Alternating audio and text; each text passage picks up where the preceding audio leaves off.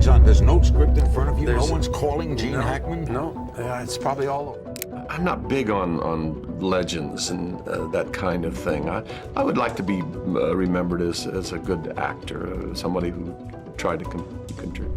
Gene Hackman was one of Hollywood's most respected actors, but before his passing, he left behind cryptic warnings that many believe exposed the dark side of Hollywood. What did he know? And does it connect to the growing list of Hollywood elites tied to Jeffrey Epstein? From shocking circumstances surrounding his passing to eerie inconsistencies, this story runs deeper than we all thought.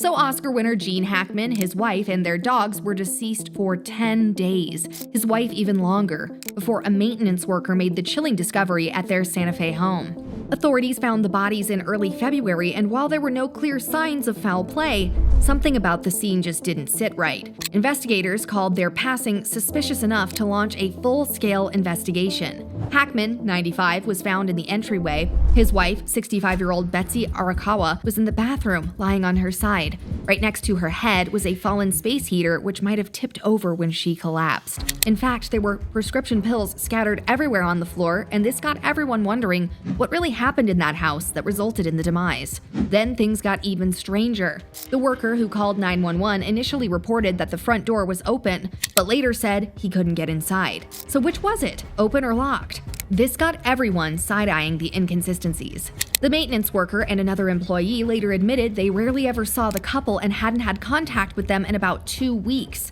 Investigators launched a full-scale inquiry, even considering gas poisoning at first. But the real cause, as initially reported, only raised more questions. When police arrived, they noticed Hackman had apparently fallen with a cane nearby. Even more unsettling, a lifeless German Shepherd was found inside a bathroom closet close to Betsy. But here's the twist. The 2 other dogs were still alive, one inside the house and one outside. Based on medical reports, Hackman succumbed due to complications of heart disease, with Alzheimer's as a contributing factor.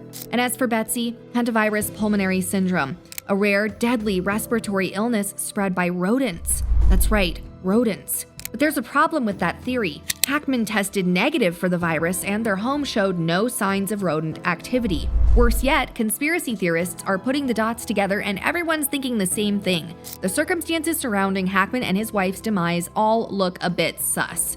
Now, it's no longer news that Gene Hackman became one of the most respected actors of his time, starring in classics like The French Connection, Superman, and Unforgiven, with 2 Academy Awards under his belt. But unlike most stars, Hackman didn't cling to the spotlight. He walked away from Hollywood while still at the top of his game in 2004. I want to thank the Hollywood Foreign Press, all of you, and there's a line that I always wanted to say, top of the world, Ma, top of the world.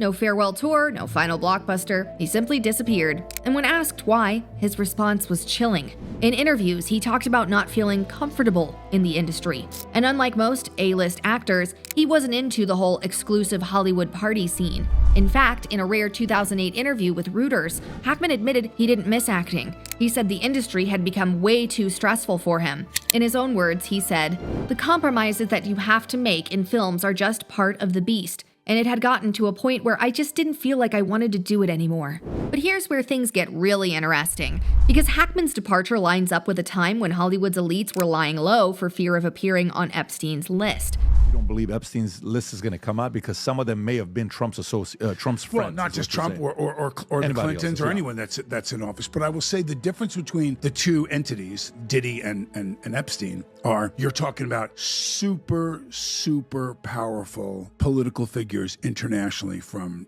there's rumors of Trudeau, there's rumors of these are presidents, premiers, prime ministers. These are very ex-presidents. For years, actors like Corey Feldman, Rose McGowan, and Elijah Wood have opened up about Hollywood's dark side. Nobody talks about it. It's the big secret. And it's widespread? Oh yeah, I was surrounded by them when I was 14 years old. Surrounded, literally. Didn't even know it. It wasn't until I was old enough to realize what they were and what they wanted and what they were about and the types of people that were surrounding me till I went, oh my God, they were everywhere like vultures.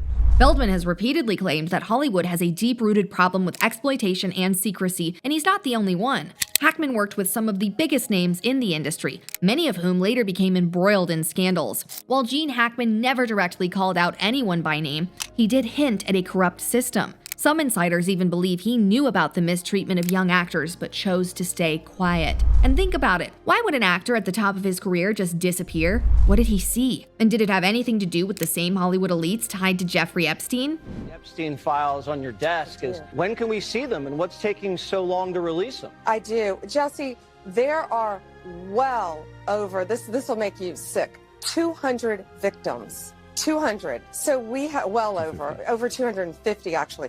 So we have to make sure that their identity is protected and their personal information. But other than that, I think tomorrow, the personal information of victims. Other than that, I think tomorrow, Jesse, breaking news right now, you're going to see some Epstein information being released by my office.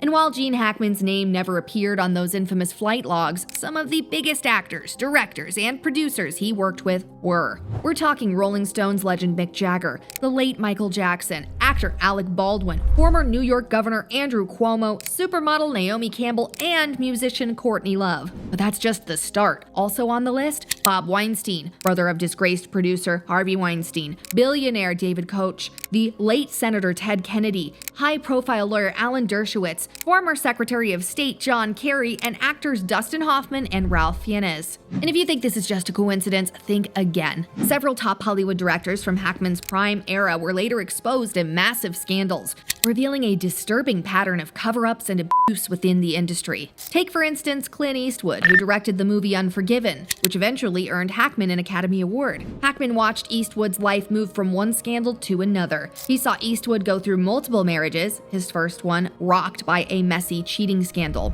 Eastwood had several on-set love affairs, been linked to a woman 33 years younger than him, fathered 8 children, and even faced shocking abuse allegations from an ex. But it wasn't only Eastwood who faced scandals during Hackman's era. And here's where it gets even creepier. Many of the actors who dared to speak out against these elites mysteriously vanished or were completely blacklisted. It's almost as if Hollywood has spent decades protecting its darkest secrets and eliminating anyone who got too close to the truth. So was Hackman's Hollywood exit really just about stress? Or was he stepping away from something darker? And just like that, the conspiracy theories started rolling in. In fact, even though authorities have ruled out foul play, the internet isn't buying it. And actor Randy Quaid, yeah, the guy from A Streetcar Named Desire and The Last Detail, just threw gasoline on the fire. He straight up claimed the couple was murdered. In a wild post on X, the 74-year-old actor flat out claimed Gene Hackman and his wife are murder victims. Some scumbags did it and staged it. And he didn't stop there. He went on to rant about how the media covers up celebrity deaths, saying, "Stop talking about the films he's in. This is how they get away with murdering famous people. Fake news start generating film clips. How is it possible I know at least 6 people who have died like Carradine, Hackman, Ledger?" Then, as if that wasn't enough, he fired off another tweet. "I should become a special FBI agent for these Hollywood murder investigations. I already have some good leads on who killed Gene Hackman." And when y'all think about it, these fans are not wrong to say what they're saying.